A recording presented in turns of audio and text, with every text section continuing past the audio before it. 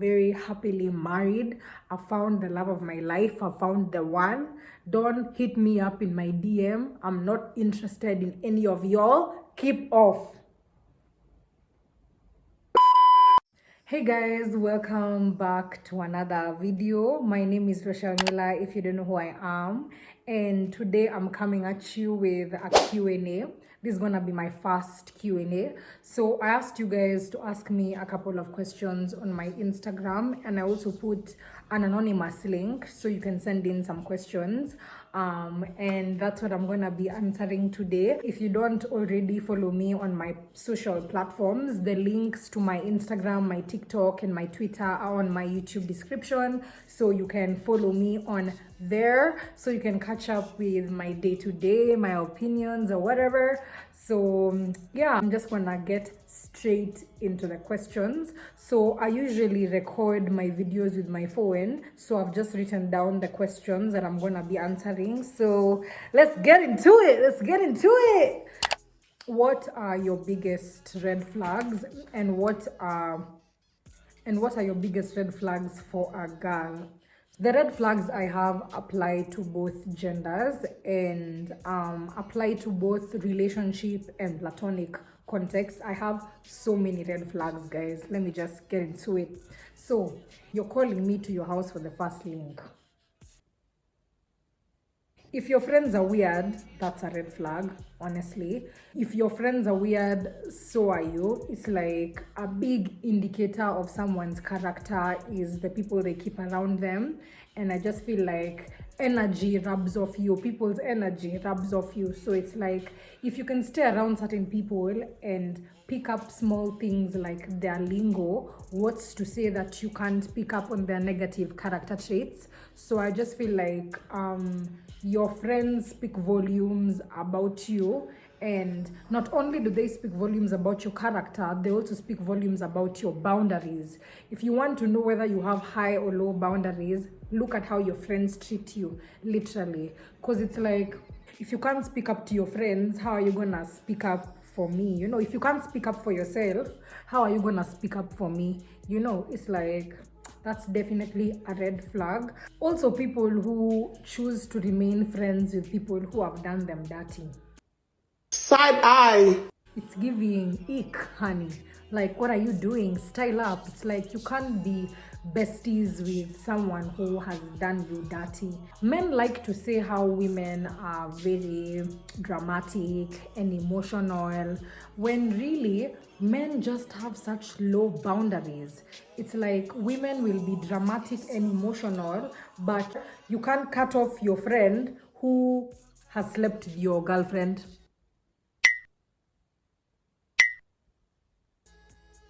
That's the real pandemic right there, honey. Next question. What is my biggest fear? So I feel like for me, my biggest fear would be losing my individuality. It's very important for me to accept myself and maintain my independence and self-reliance, especially in a world that's always trying to make you something you're not. It's just important to me to set myself apart from others, especially since growing up I would move a lot with the crowd, and whatever was cool to other people would be cool to me, even if it didn't necessarily resonate with me. And I just feel like it's very important to be yourself, to find yourself, and to work on yourself and to set yourself apart from other people. I feel like this world isn't a competition. The way people will be comparing celebrities, comparing artists, comparing generally anyone, it's like everyone is so unique and different, and that's what makes our world very beautiful, that we're all so different and unique. And yeah, so the next question I got was, am I single? If you watched my YouTube videos, you'd know that I'm not single. Let's just start there. Watch my YouTube videos. I'm very happily married. I found the love of my life. I found the one. Don't hit me up in my DM. I'm not interested in any of y'all. Keep off. What is the key to staying consistent? So I feel like the key to staying consistent is proper planning and discipline. So let's take my YouTube for example. Let's take my YouTube for example. I feel like over the past couple of months I've been pretty consistent on my YouTube channel, and what has made me consistent is that I've planned myself and I promised myself to show up. So I planned myself by choosing a day I was going to post, so that's on Sundays, and I promised myself to show up whether I'm feeling it or not. You get, like, whether I'm feeling like I just have to show up. So I feel like if you're trying to be consistent at anything, it's important for you to start by planning yourself, like having a schedule, and then being dedicated to showing up to whatever it is you want to do. And then eventually, once you've done it so many times, it becomes something that's like a habit. It's so engraved to you that you don't even have to think about planning or discipline. It's like you just do it because you're so used to doing it already. So that, I think that's the key to being consistent: proper planning and discipline. What is my bra size? I'm actually a 34B. If you're my friend and you're watching this, by the way, on my birthday, I'd appreciate if you bought me bras and panties. Like, I'm not even capping, bro. I'm a bra size 34B. To whomever is concerned. Next question. What would I tell 16-year-old me? I think I'd tell myself, chill, honey. Like, daddy, chill. Daddy, chill. Because it's like half the things I was stressing about when I was 16 literally don't even matter. I feel like I was so stressed over the most dumb fuck shit. It's like, it was never that serious. You know what it never was? That serious. It was never that serious. Sometimes we feel like whatever we're going through is the end all when it's really not that deep. Like, I feel like it's important to see beyond your current circumstance, because nothing is ever that serious. Okay, except from death, because that's genuinely fucked up. But like, everything else always leads you to another path or some shit. I don't know, but I just feel like nothing is ever that serious. Like, don't ever stress so much about life, because whatever you are worried about a year ago is so irrelevant right now. And it's like right now you're probably worrying about whatever it is you're worrying about that life has thrown at you, in which 1 month from now you will be worrying about something entirely different. And it's like, just don't worry in the first place, because the thing about worrying is that it just breeds anxiety. What have I just said? The thing about worrying is it just breeds anxiety, and it's like, for fucking what? You know, it's like, don't stress, don't stress, don't stress, don't stress. who edits your YouTube videos? I edit my YouTube videos, my friend. Not only do I edit my YouTube videos, I record them on my iPhone X and I edit them on CapCut. So if you want to start a YouTube channel, you don't have an excuse, honey. Like, I edit my videos on my phone. I use CapCut, and CapCut is such a nice free app. I feel like it's changing the game for so many creators, and I love it. I love it so much. It's like, there's so much you can do on there, and I'm just thinking, if I've already done this much on CapCut, what could I do on a laptop, like an editing software on a laptop? It's like, yeah. What is my biggest regret? I wouldn't say there's anything I regret, like, oh, I'm filled with so much regret. But I think I regret doing the course I do in uni. That's actuarial science. I feel like I was quite young when choosing to do this course, as we all are. We be choosing the course we want to do in uni when we're like 16 to 18, and it's just crazy to me, because that one choice when you're 18 is what your 25-year-old self is supposed to be doing. You get? I just don't feel like it's very reasonable. And looking back, I just also didn't do much research regarding this course.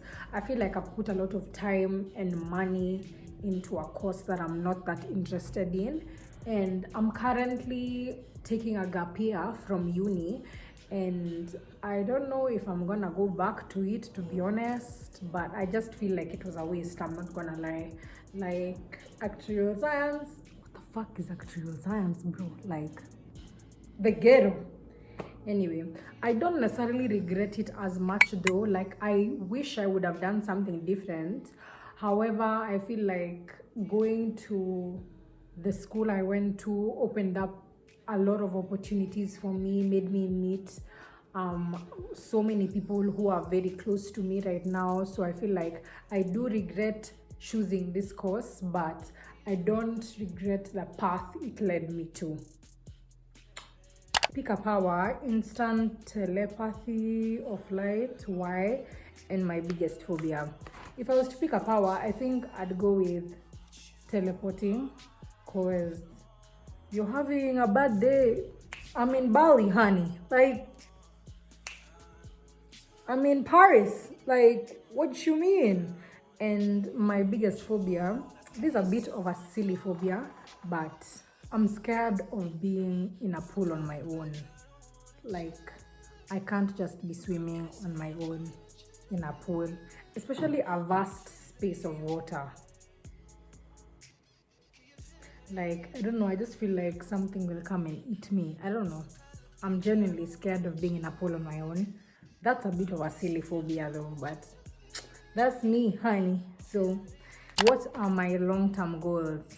Guys, I don't even know what's my goal for the date.